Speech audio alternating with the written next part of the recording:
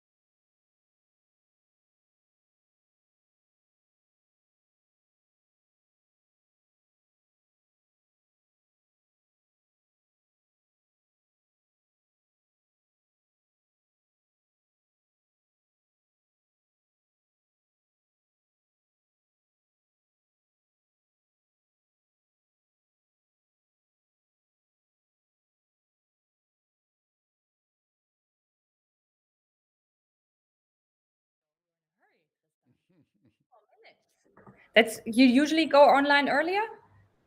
And then what do we talk already or we talk a little? We warm up? Yeah. Guys, we are online. Yes. Heavy welcome to the stream. We are now sending from our small university, MMVR TV, and we have a special guest. And I think the special guest is going to introduce himself, or Annette does. No, I'm not going to introduce, but I'm gonna welcome. So we are live out there now, and you are sure? Oh yes, we are. And do we have visitors already? I don't know. I cannot believe it's 2 minutes before 2 minutes before the time, and that's not student time. So is there a way to find out how many people are online? Yeah, we have a chat over here. So guys, when you are like online, you have questions, you can use the chat. We have a live chat that we have on the screen over here in the studio. On the right side over here. And yeah, we can pose your questions straight to our talk. We have 15 visitors already. And we are going to talk for about an hour or a little bit more. It's about museums, it's about design, and it's about sound, and it's about...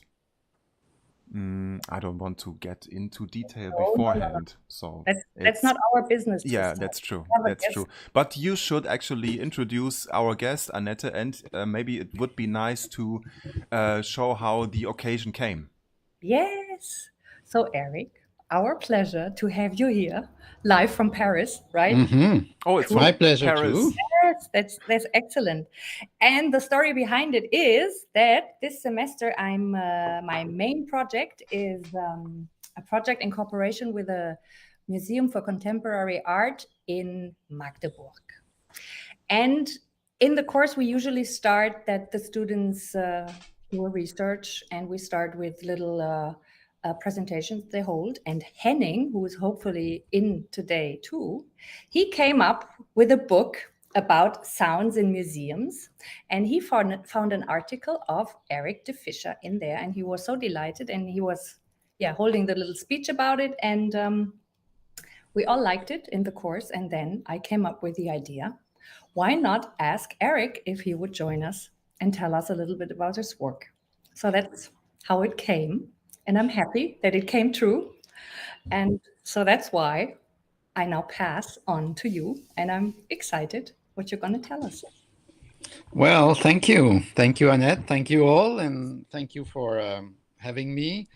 And for me, also a pleasure to, talk about the things I like and the things I've been doing for quite a while now.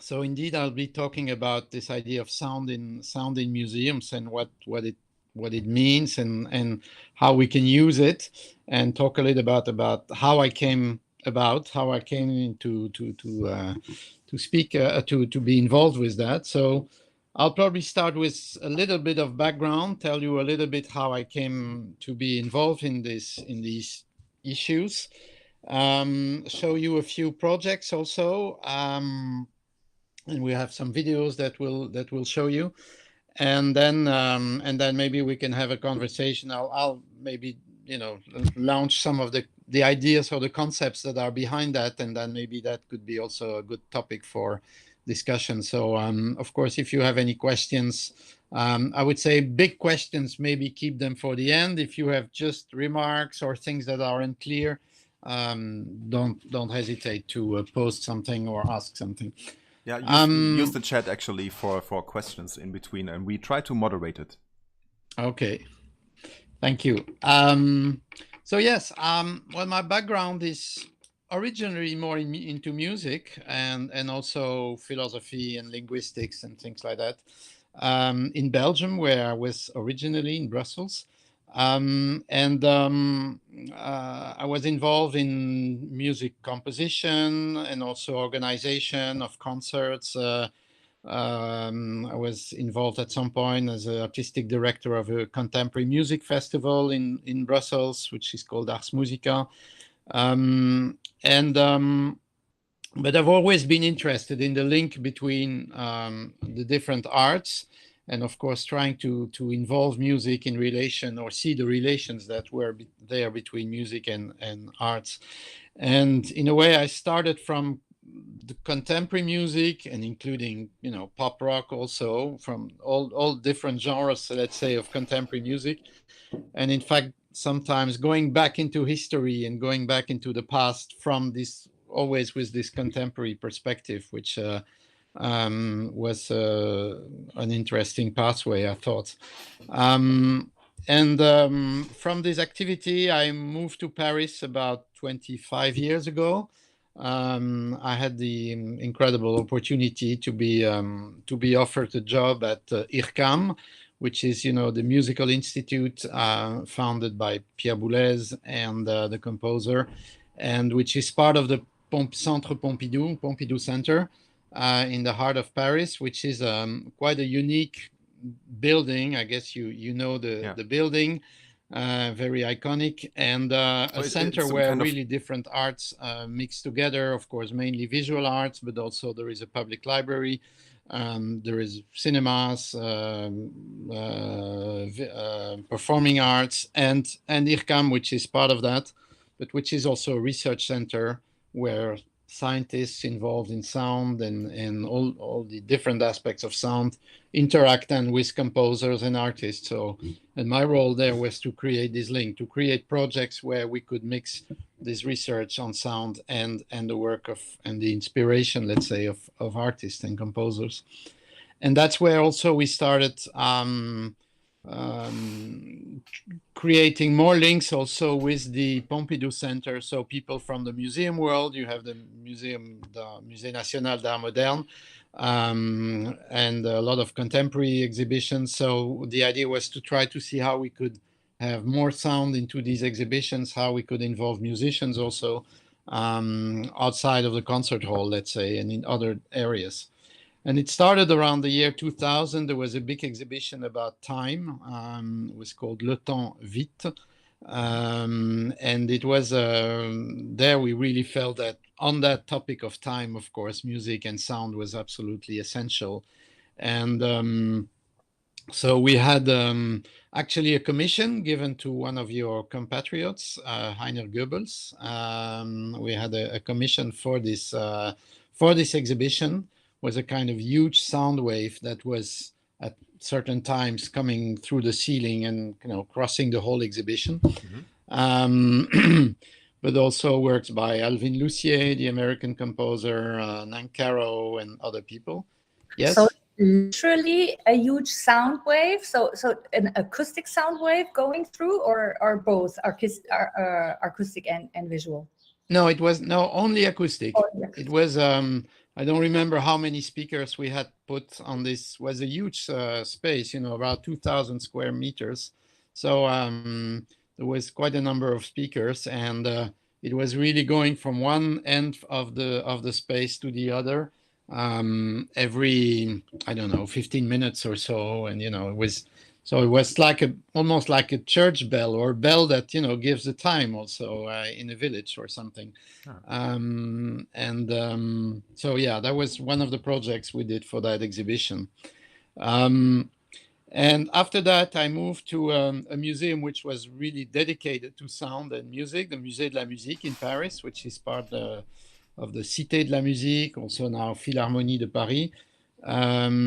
So that was a museum which has a huge collection of musical instruments, kind of the national collection, but also did a lot of exhibitions around music. And there the idea was to cover first a very wide range of topics. So we did exhibitions on pop music, on jazz with Miles Davis. There was a John Lennon show just when I arrived, French chanson also.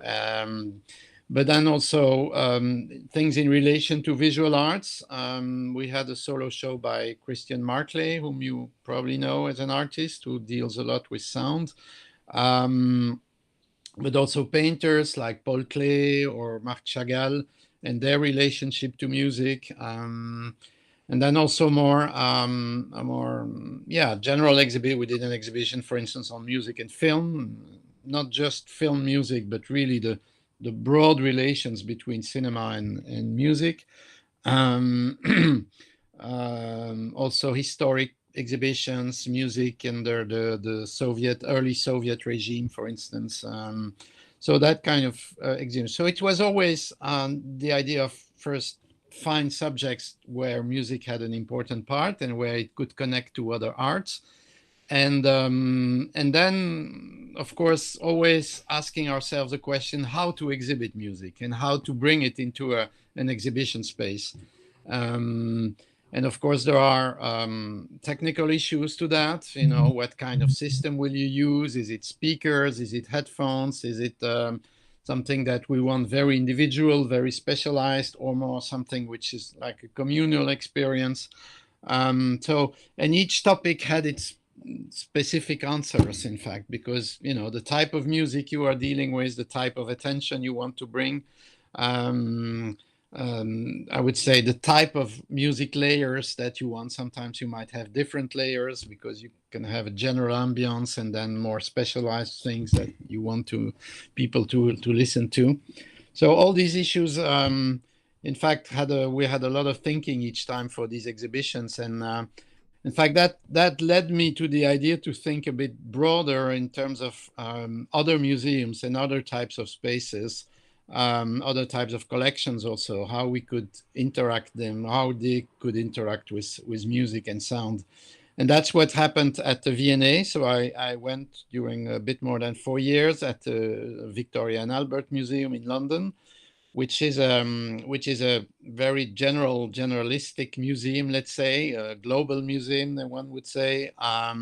So a lot of design, furniture, handcraft, all sorts of crafts, and so on. But also non-Western collection, mostly Asian collections, collection of musical instruments also. So one of the tasks there was a research project that I had over there, was really to think about how to bring about these. One of them was how to bring this music and these sound collections to the foreground, or how can we make these accessible to the public. For instance, musical instruments, but also other objects like radios or, you know, design objects that have a relation to sound, telephones and things like that they had in their collection. How do you bring about the sound of these objects? And then further also, how do we interact sound with spaces and with other objects that are in collection that are not necessarily sound producing, but maybe you can interpret them to sound. We can create a relation to sound. That was, of course, a very interesting project. And although we could not realize all the things that we wanted, of course, in the meantime, there have been also the COVID crisis and all that, which brought quite a number of projects to a halt. But we did some experiments, and I will show you some examples actually of things that we did. But just to finish before that, on my trajectory, I am now back in Paris since about a year now, and I work again with museums. I had a residency at an architecture museum in Paris, Cité de l'Architecture, and also and I'm still continuing to do work with the Musée du Quai Branly, which is the ethnographic museum of Paris, which has huge collections of African, Oceanian, and Asian art, and Americas as well. Of course, with all the questions that we have now around this type of museum, but where sound can be also an interesting way of creating other links with these objects, especially with these objects, which in many cases were linked to all sorts of ceremonies, rituals, uses of these objects, functions of these objects, where sound plays also a role, of course. If you have a mask or something like that, has, of course, a relation also to some kind of events where sound is involved. So the whole idea there is to revisit the whole sonic aspect of the museum, to really create a sonic dimension in that museum in relation to certain objects, but also broader in terms of also of ambience and or kind of mood that you want to create, which is a tricky thing because, you know, it can be also sometimes a bit kitschy or very you have to find the right tone to do it, which is what we are trying to do now. Architecture museum was another relation because there you have other issues also of architecture museums have lots of models, maquettes, plans, and it's never the real object in a way. It's always something that refers to something that is in fact outside the museum. So how do you create this link? And maybe sound can be a way to create this link also. So maybe I'll give you some examples. I'm looking also at time and yeah, sure. We prepared some movies for you guys. Yes, actually Eric prepared movies, not us. Maybe we can play the first one. Just a few words before. So it's very short. You'll see it's a minute long. I don't have a lot of footage of that project. It's a project that we did with a composer and viola da gamba player, you know, the 17th century viola da gamba. His name is Liam Byrne, Byrne, and he's it's an exploration of space. In fact, it was for the opening of a new gallery at the V&A. But the gallery was empty because there was no exhibition yet in that space. So we decided that through sound, people could explore that space and have a kind of physical relation also to that empty space. So you will see a few images of light that was coming from the ceiling. It was, in fact, an underground space, but it has some windows on the ceiling.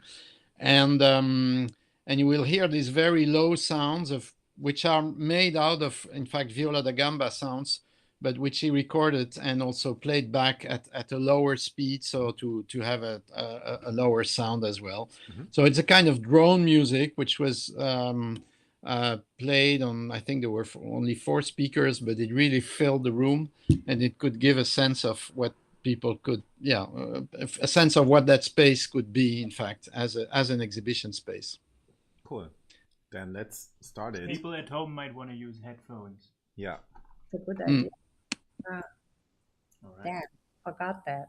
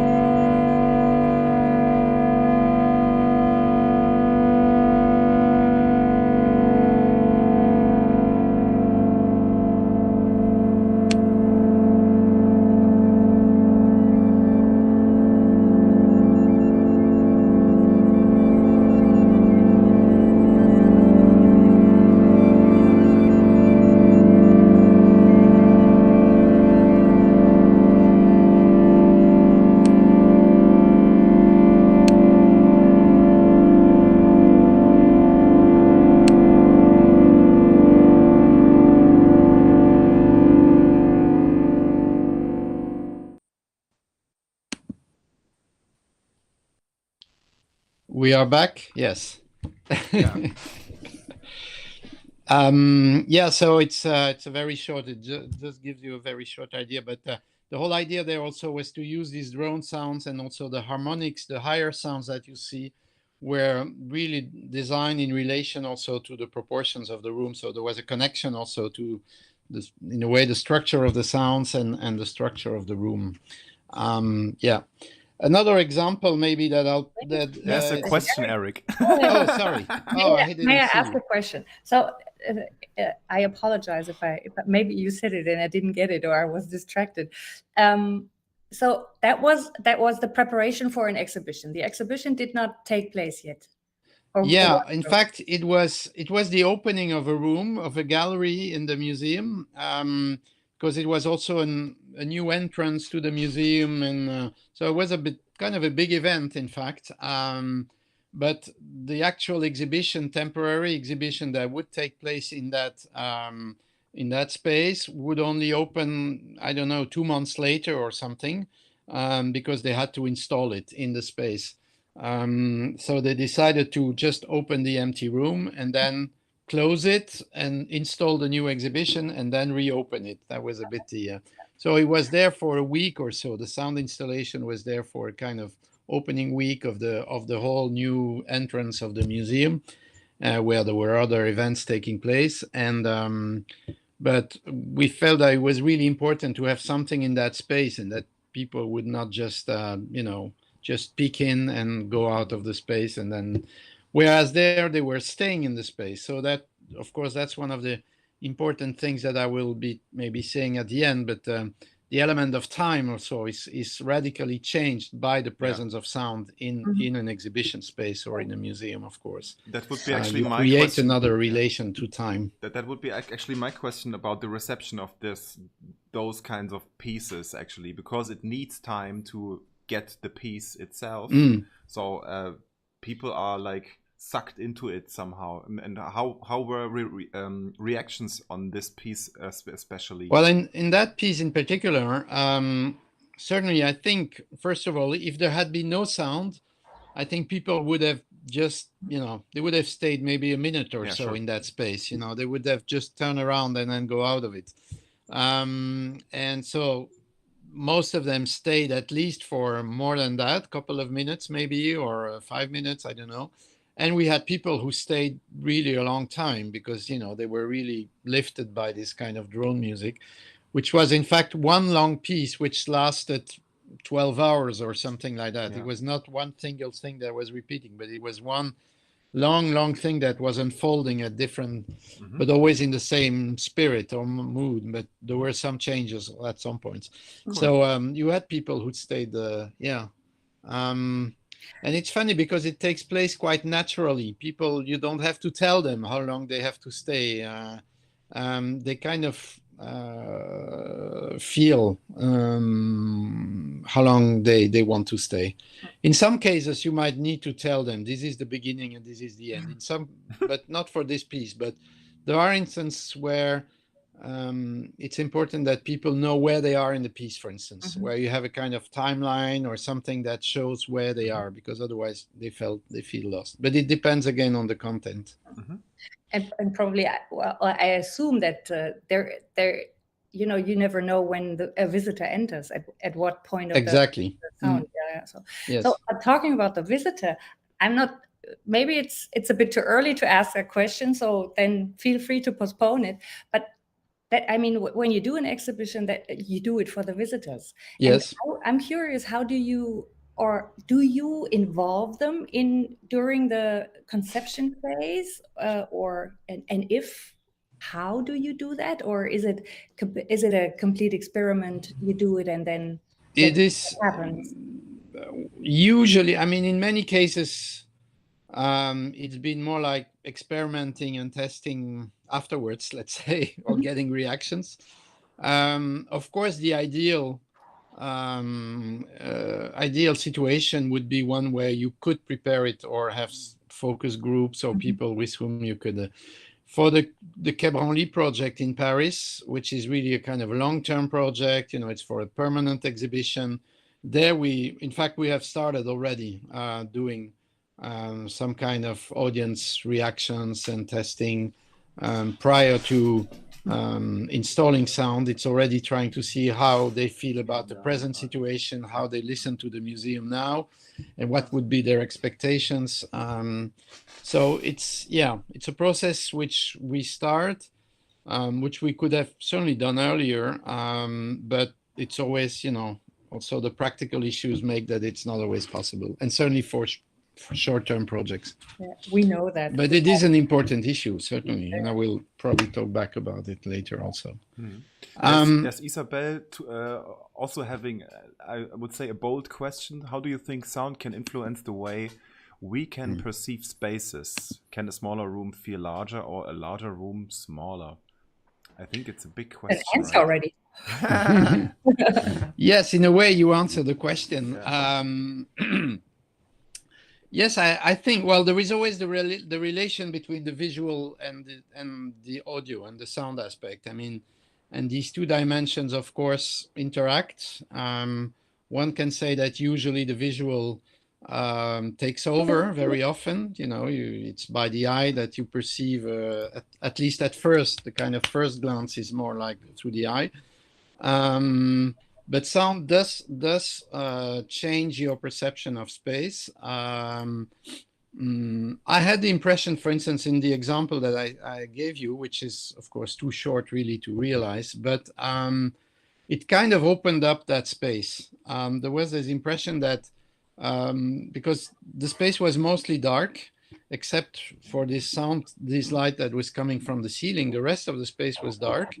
And again, I think the fact that there was sound, including in these darker areas, kind of opened up the space instead of feeling, you know, contracted.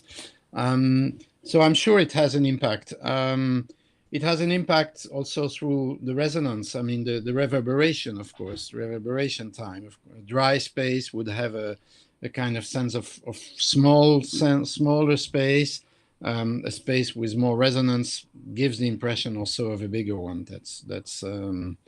But psychoacoustics is always a bit of a mystery. I mean, there are some rules apparently, but there are things that even acousticians don't always control. Great word. I just learned a new word. Psychoacoustics. Yeah. Sounds like a new genre of techno or yes. Excellent. Now we can play the next video, Resonant Bodies. I won't say much about it because in fact it's all explained in the video. So it's better that you watch it directly, and you will see that it's a different project, a different type of objects, museum objects that we've been dealing with through that project. All right.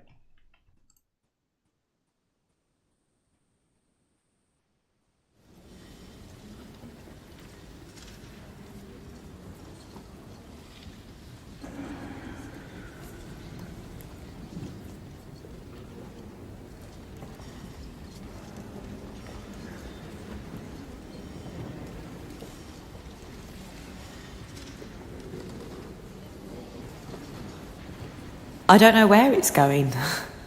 There's somewhere a lot nicer than here. I wish I could see it all together.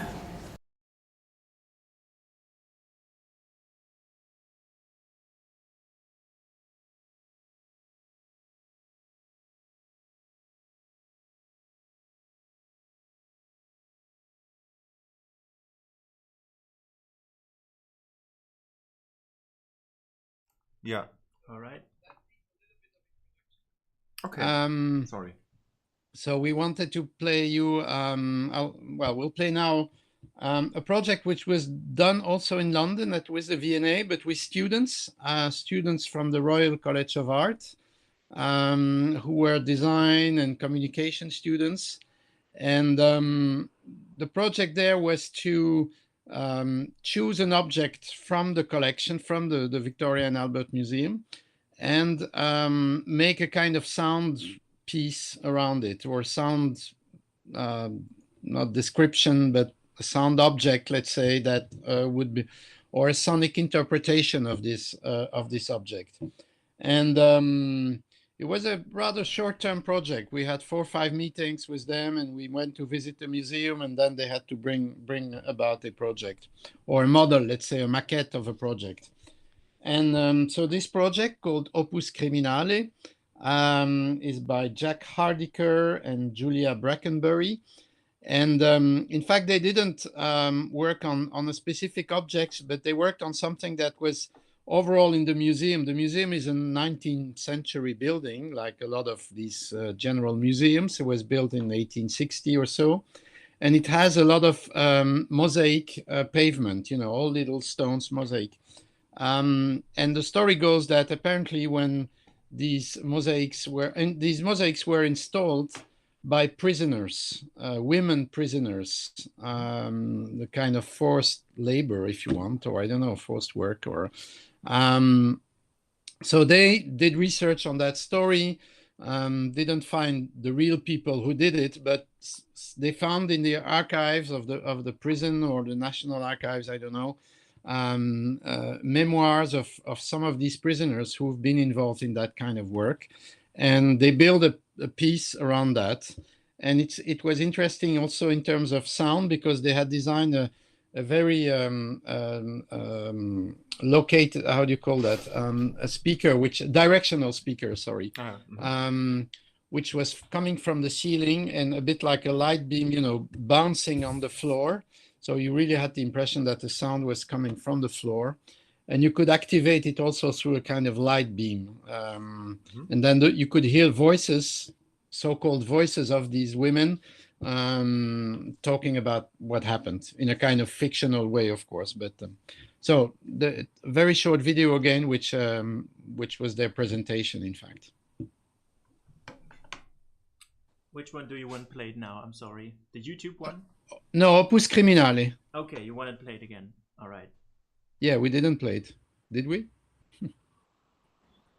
I think I think I switched to the YouTube channel because we're not in parallel, and I saw it there.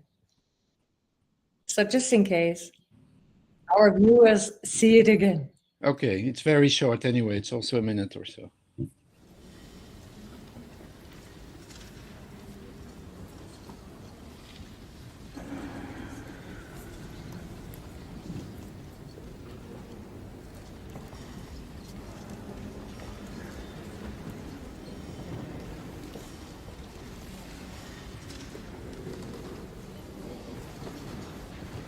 I don't know where it's going. Somewhere a lot nicer than here. I wish I could see it all together. We see our little bits, but it's hard to see what it all is. One day, I'll dance on them. I'll have a big dress. Imagine that. I didn't do it, It wasn't me. I bet all the girls have said...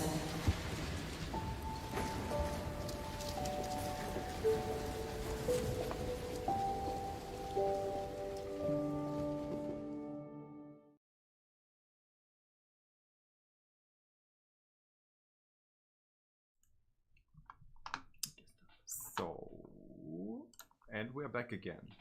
Okay. All right. So that's, again, another example of a use of...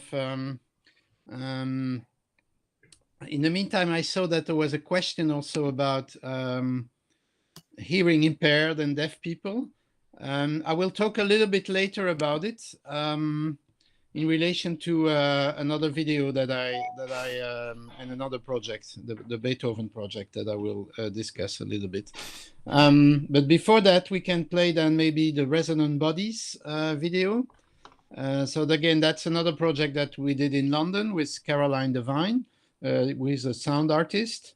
That's a bit of a longer video. I think it's about 4 minutes. And there is a lot of explanations in it, so you can play it directly.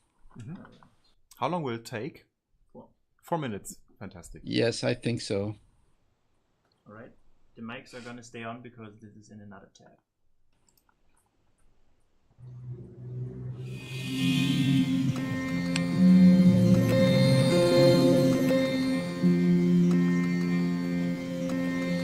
Resonant Bodies is a 4-channel sound installation for a case of 19th century classical Indian instruments in the South Asia Gallery of the V&A.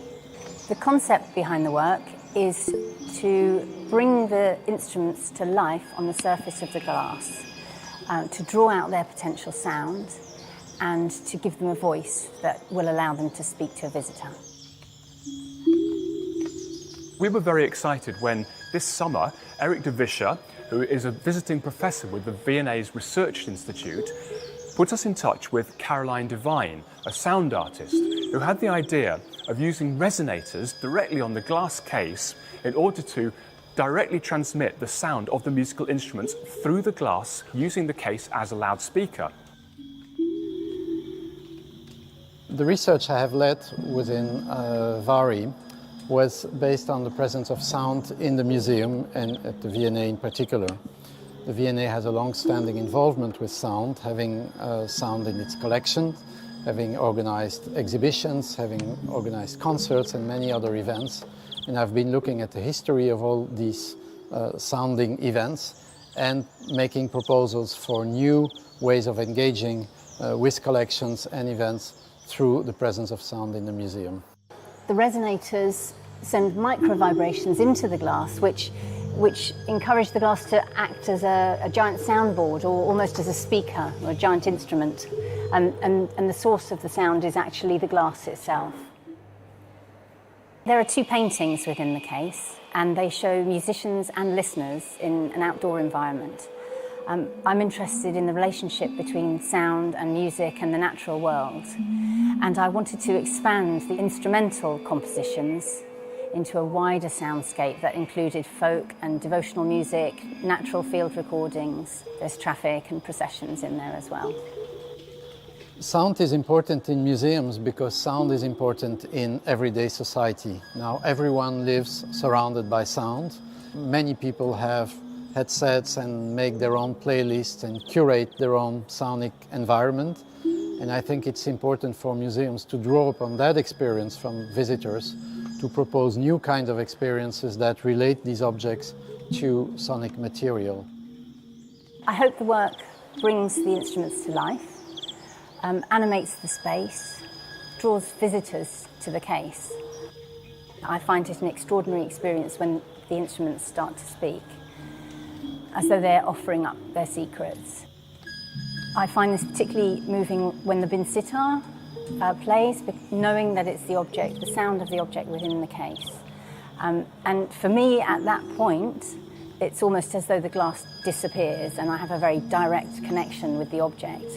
And I hope that visitors might experience that as well.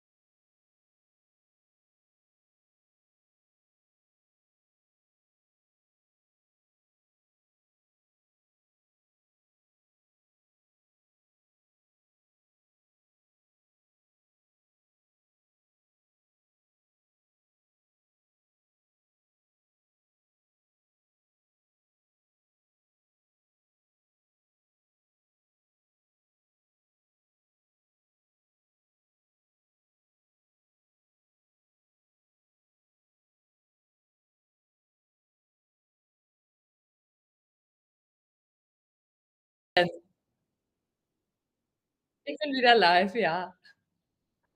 Miss Technik.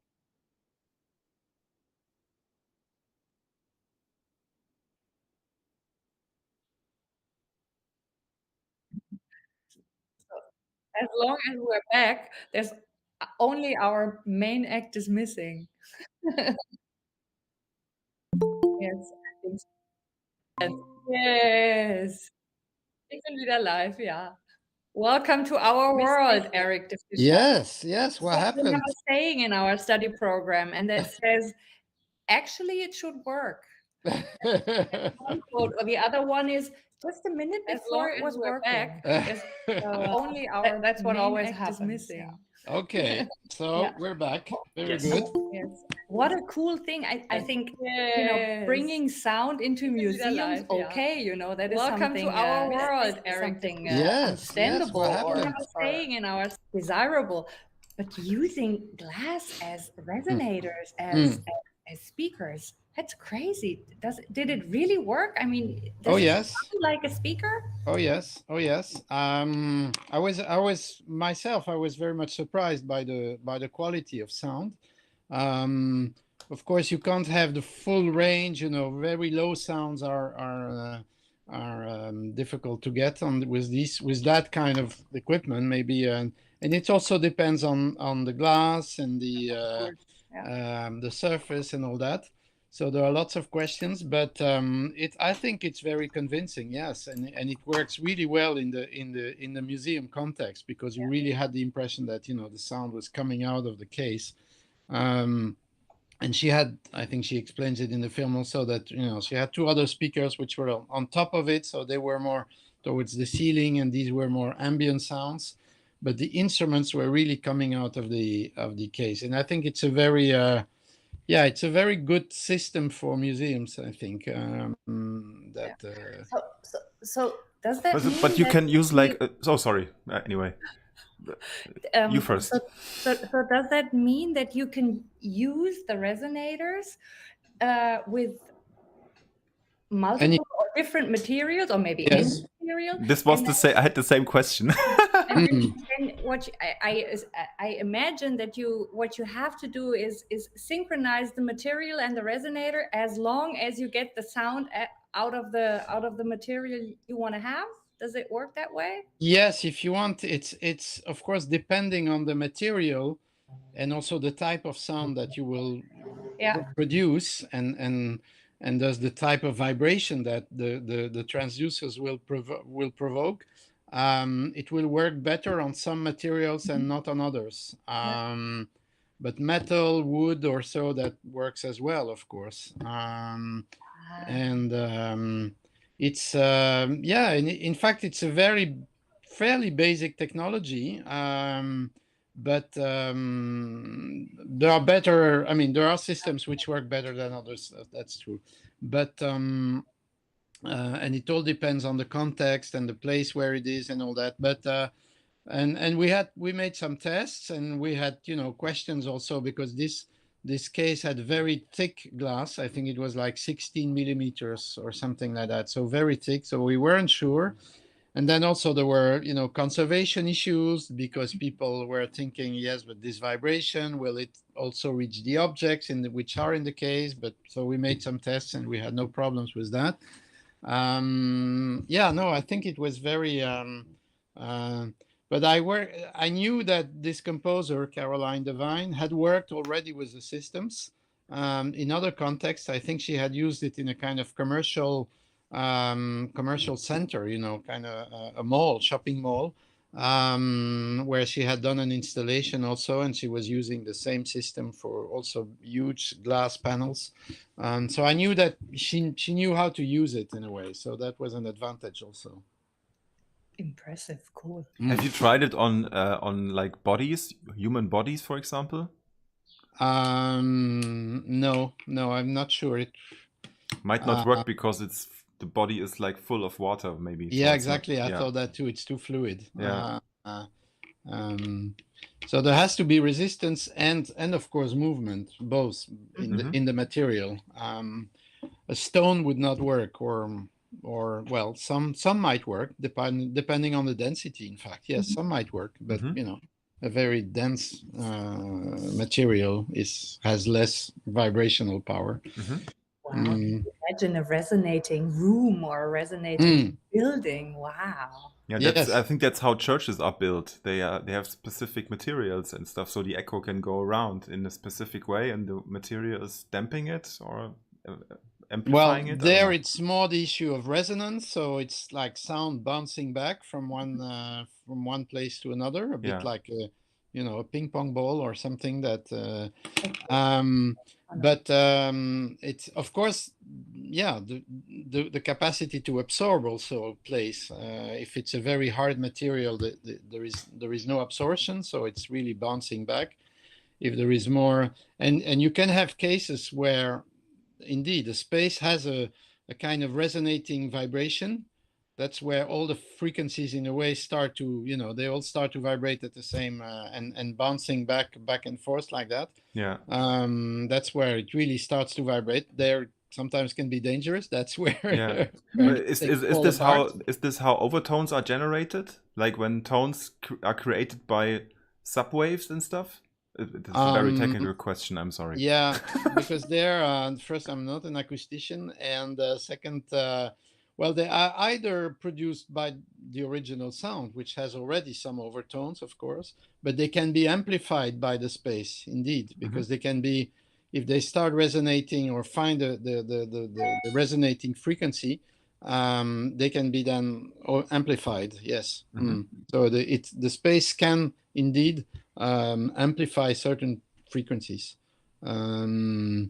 It has been used, for instance, very old in churches. I worked with an acoustician who has done that in medieval churches. They used to have pots in the clay pots in the walls, in the masonry, which had a function of amplifying certain frequencies, especially vocal frequencies.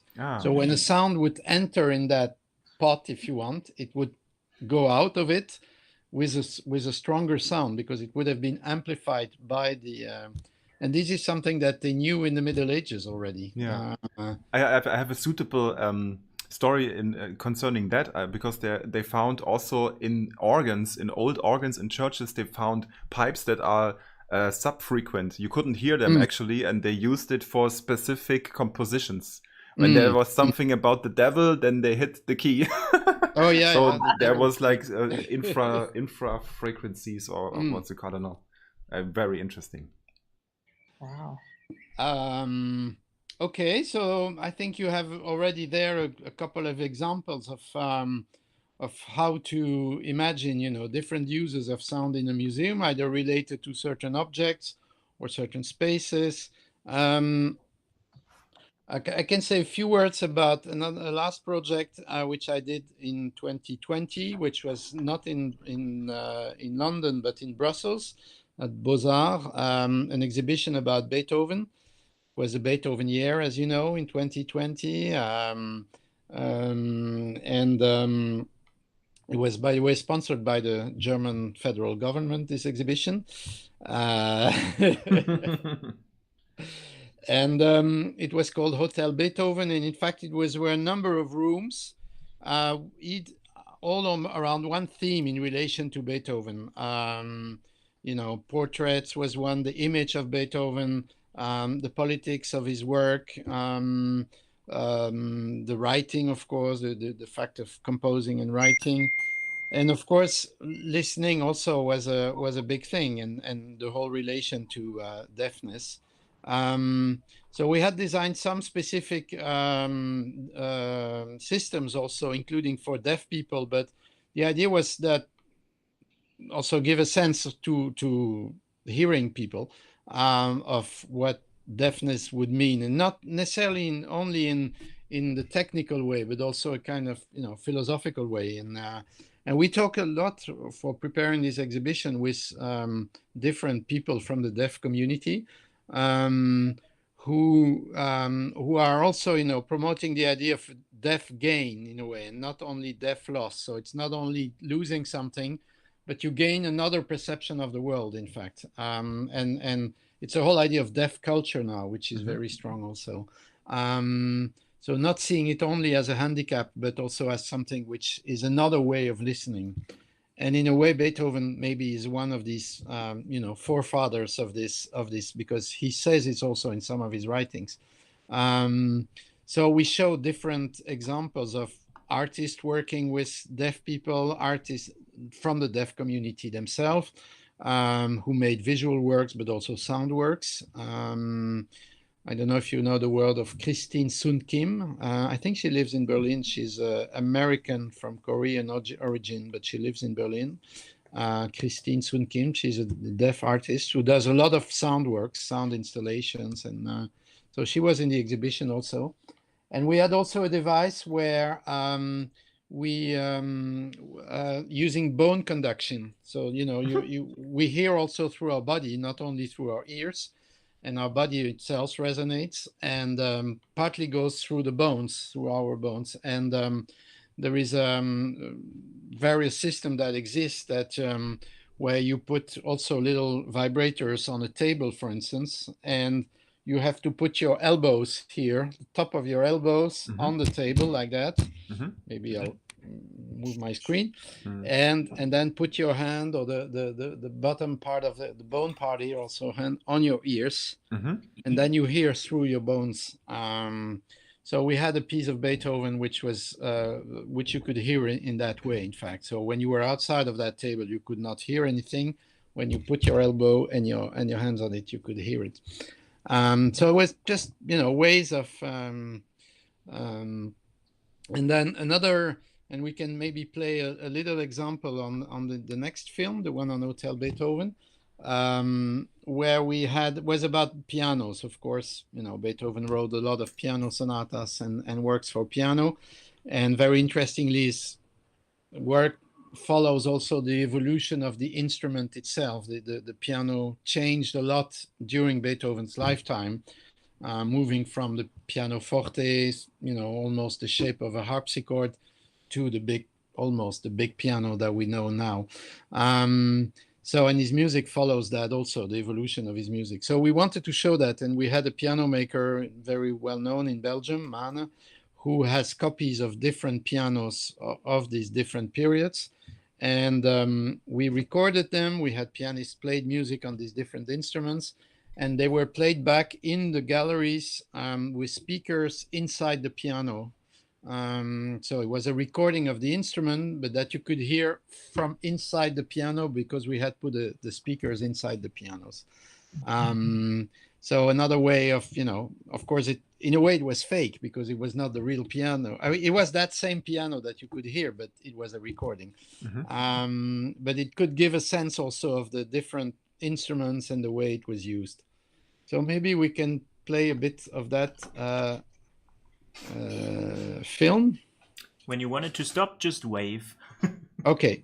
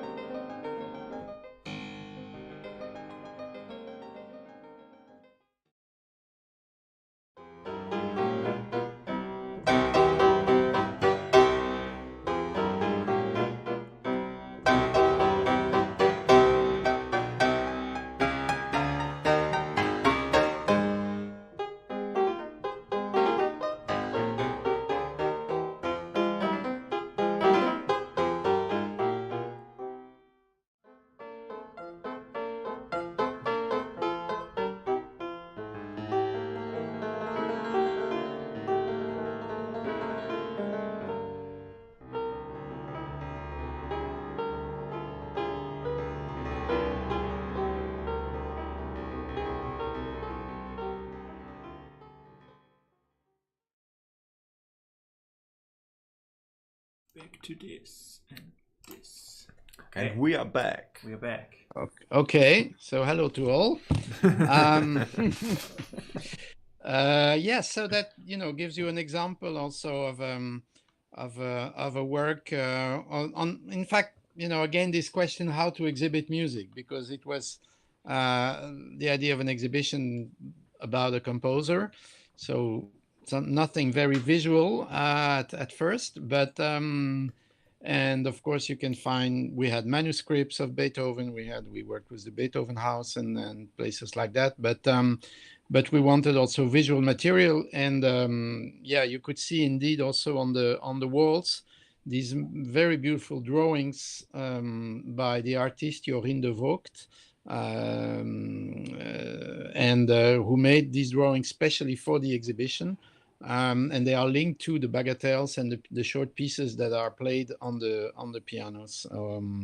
So it was again, a link, which is not it is a direct link, because she really made some connections at least between the music and her visuals, but it's not always something that you can interpret totally clearly. I mean, there is a part of mystery also, which I find this interesting.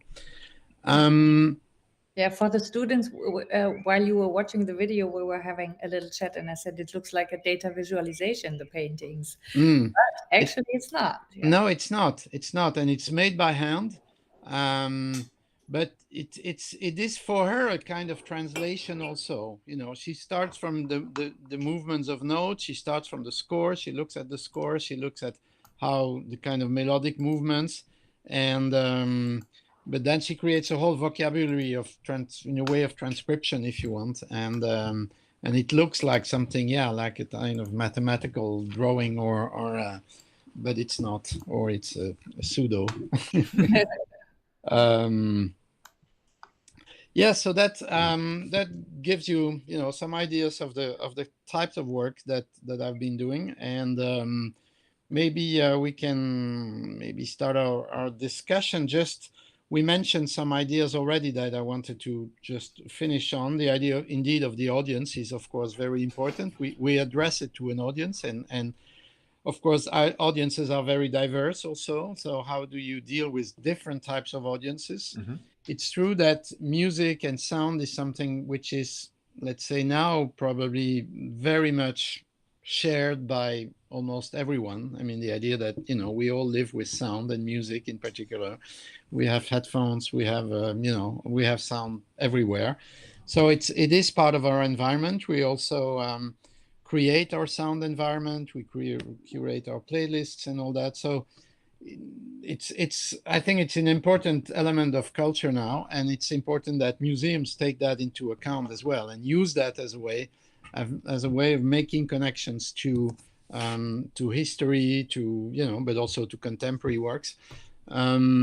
It is also the idea that a museum is not just a visual device or system. Mm-hmm. It is a multisensory. The whole idea of the multisensory museum is, of course, now much more shared also, although there is probably still a very strong visual bias in museums.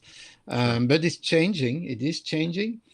And it's also that idea, and that's also very much present with sound. I think that it's a physical experience, or a body experience, an embodied experience. And of course, sound again makes that makes us aware of that.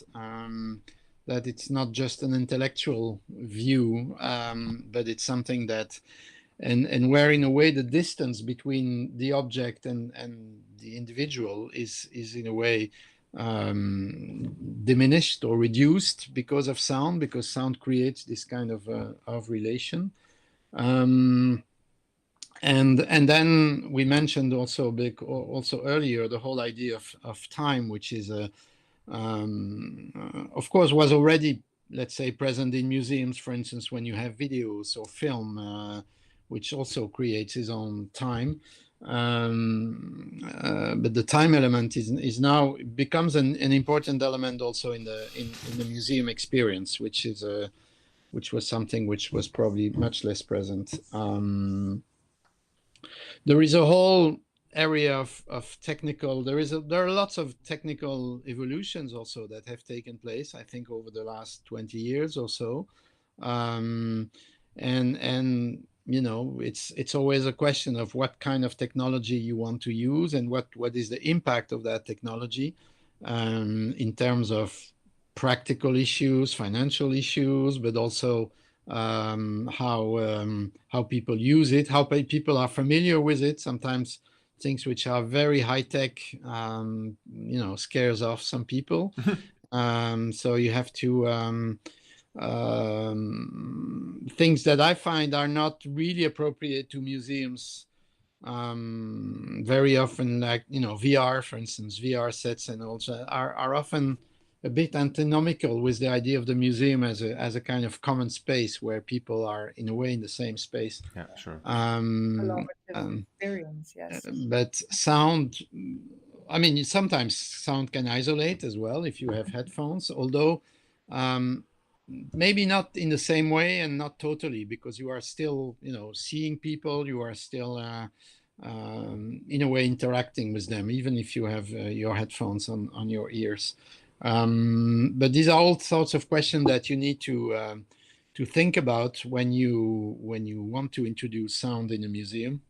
And also one last, an advice, let's say, think of it very well ahead in advance, because it takes time to museum staff, museum people to get all the details and include the idea of sound from the beginning of the concept, let's say, and not something that you add at the very end where you think, oh yes, maybe we should add some sound, which it will be nice,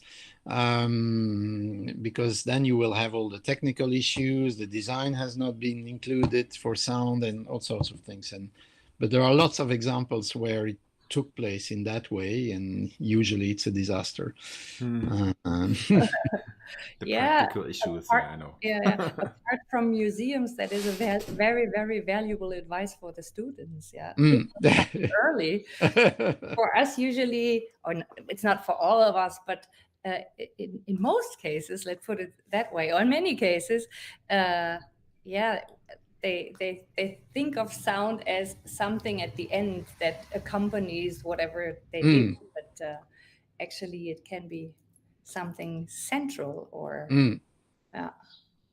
but I think it's also it's very hard to design, because you need to know a lot of technical stuff, especially when you try to create it from scratch, like electronic wise and stuff. And I think that's a big issue. And also like the very fine usage of stuff. For example, when you build stuff in interactive worlds, then you can use any sound to trigger something. And to pick the right sound for the right interaction with the right speed and the right volume, it's really hard, I would say.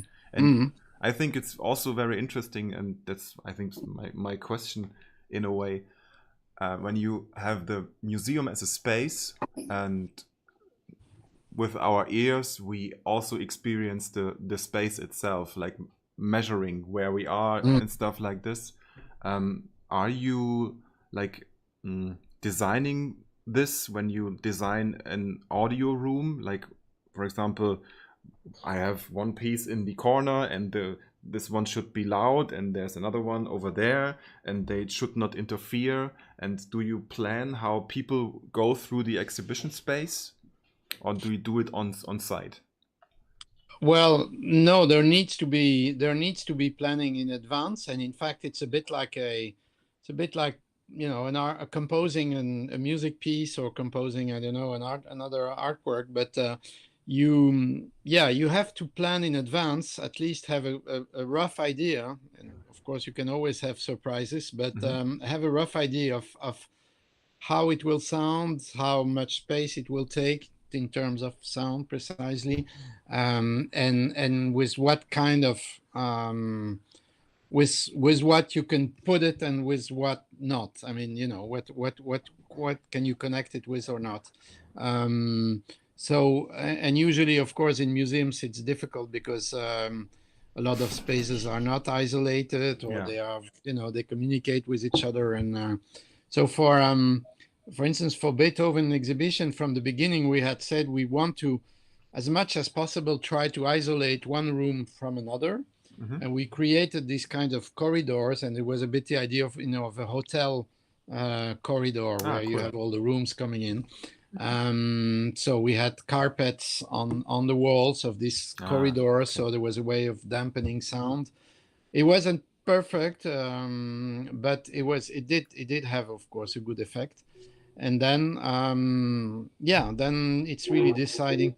You cannot exactly foresee how visitors will go, because unless you make a one-way thing where there is absolutely no other alternatives.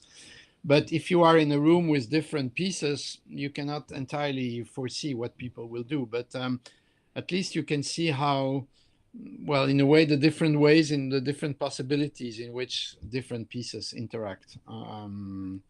But it's always, it's part of the.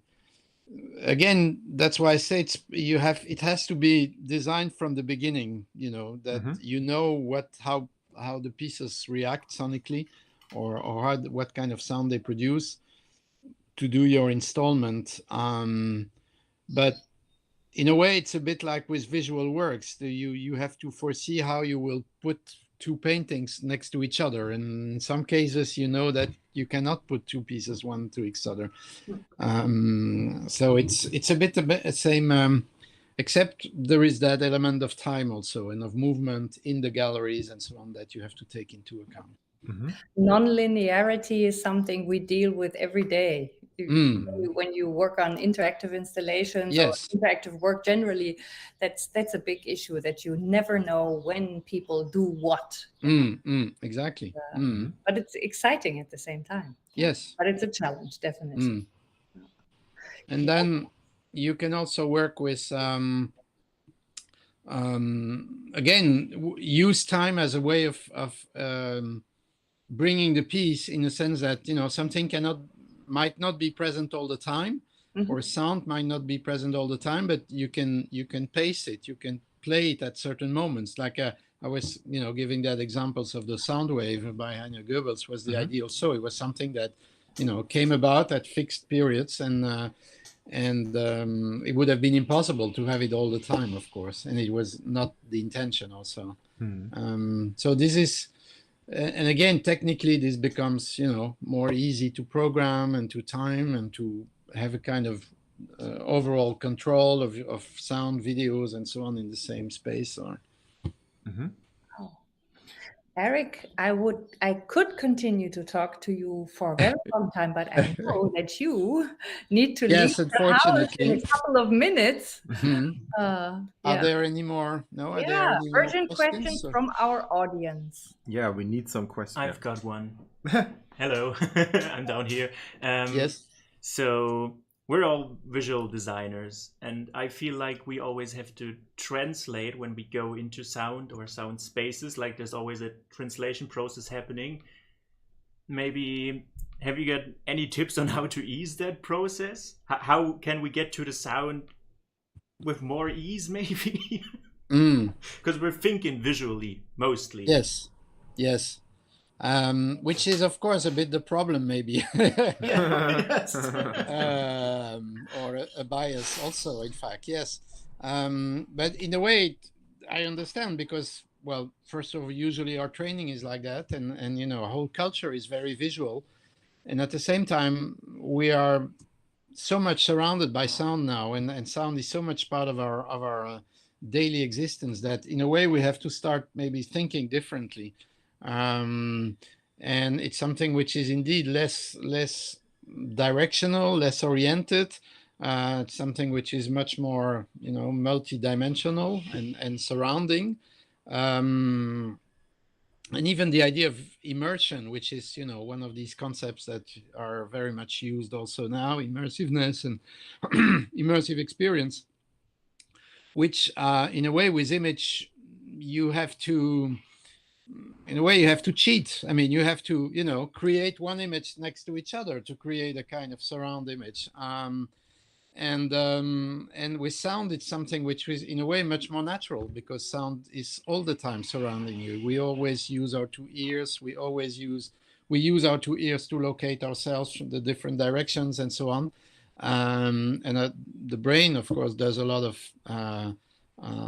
treatment of all of that, also filtering, and also, it's how to start thinking sonically. And it's a bit the whole, I don't know if you're aware of this whole academic domain of sound studies. People like Jonathan Stern, who is a Canadian thinker.